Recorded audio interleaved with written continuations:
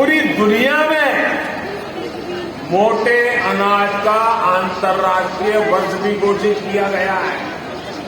दुनिया भर में हमारे मोटे अनाज की चर्चा होने वाली है। अब मौका आपके सामने है, दुनिया में कैसे पहुंचना है। आप सभी पिछले 8 साल में सिंचाई को लेकर जो कार्य हुए हैं उससे भी भली भांति परिचित।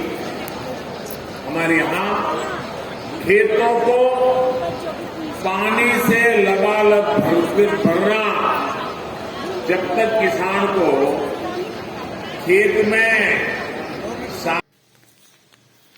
हेलो जी, नमस्कार। आपके अपने चैनल पहाड़ी ब्लॉग में आपका बहुत बहुत स्वागत है। तो आप देख रहे हो ना कि मैं इतने सुबह कहाँ जा रही हूँ और क्यों जा रही हूँ। तो अभी सुबह के लगभग 5 बजे।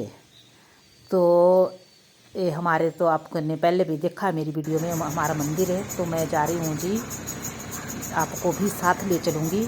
और मेरी एक वीडियो में जितनी भी मैंने आपको प्रोग्राम बताया ना, तो एक वीडियो में आएंगे। तो आप ज़रूर देखना सारी की सारी वीडियो, मेरी 2-3 वीडियो अभी आएंगे। तो हम पहुंच चुके हैं जी धर्मपुर में, और वहां पर हम ले रहे हैं नाश्ता। तो ये देखो,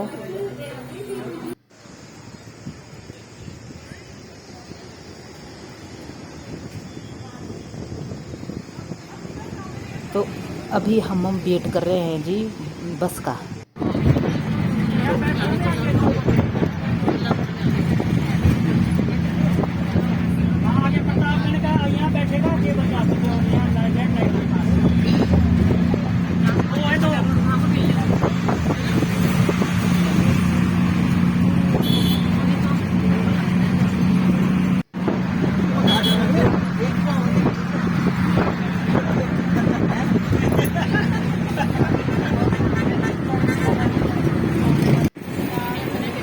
तो मैं आपको थोड़ा थोड़ा व्यू बताती चलूँ, जहाँ भी मैं जा रही हूँ ना वहाँ का थोड़ा थोड़ा आप भी देखते जाओ कि हमने कितना इंजॉयमेंट किया।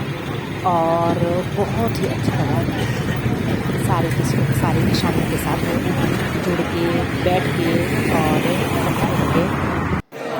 तो अब लगभग टाइम होने जा रहा है 3:30। अब हम लंच करने लगे हुए। देखो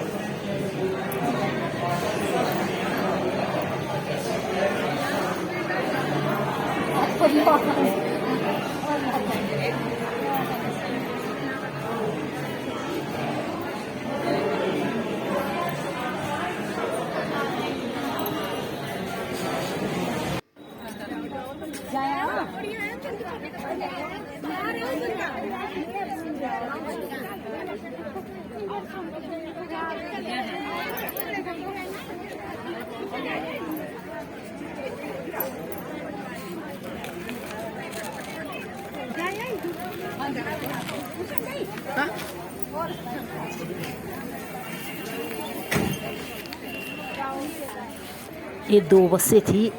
इस पीली बस में मैं बैठी हुई थी और सफ़ेद बस भी हमारी ही है।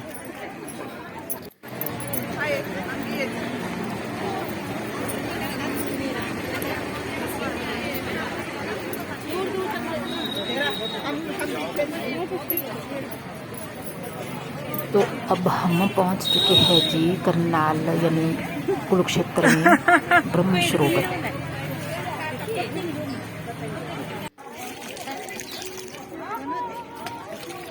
बोला तो मैं कुछ भगवान जी का नाम लो। सरोवर के दर्शन कराऊंगी।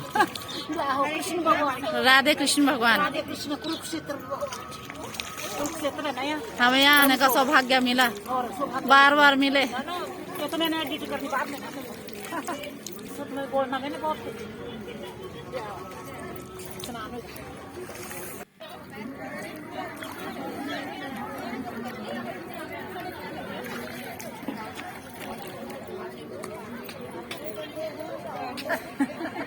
सौखी आ जाएगी।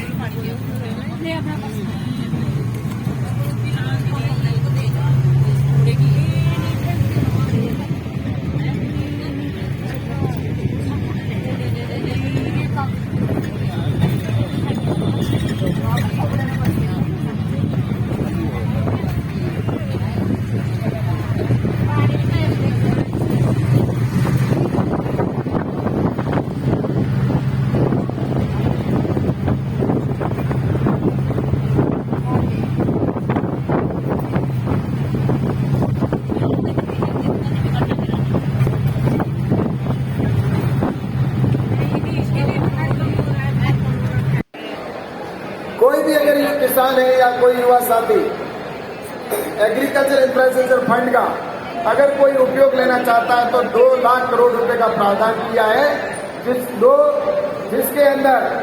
जिसमें 1 लाख करोड़ रुपए का एग्रीकल्चर इंफ्रास्ट्रक्चर फंड का प्रावधान किया है, जिसमें 2 करोड़ रुपए तक कोई भी अगर किसान इंफ्रास्ट्रक्चर फंड के माध्यम से अगर लेता है तो बिना किसी कोलेटरल के, बिना किसी जमीन के गिरवी रखे आपको ये 3% ब्याज की छूट के साथ में मिलता है।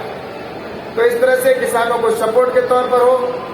और चाहे आपने देखा होगा कि हमारे किसानों को उन्नत किस्म का बीज मिले तो आईसीआर के द्वारा लगातार इस प्रकार के रिसर्च होते हैं और बायो फॉर्टिफाइड वेराइटी हो या ऐसे बीज हो जो किसानों को उन्नत किस्म के बीज मिले, तो इस दिशा के अंदर भी सरकार लगातार प्रयास कर रही है।